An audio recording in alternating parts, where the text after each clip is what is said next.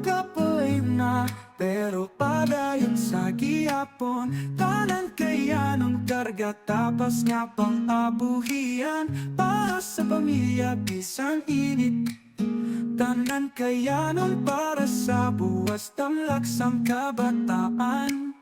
Bisan ano kainit sang adlaw, hindi kita magpaperti. Karkatapas nga pangabuhi para sa ugmaon ginatugyan. Kinapangita ang tanan para sa pamilya.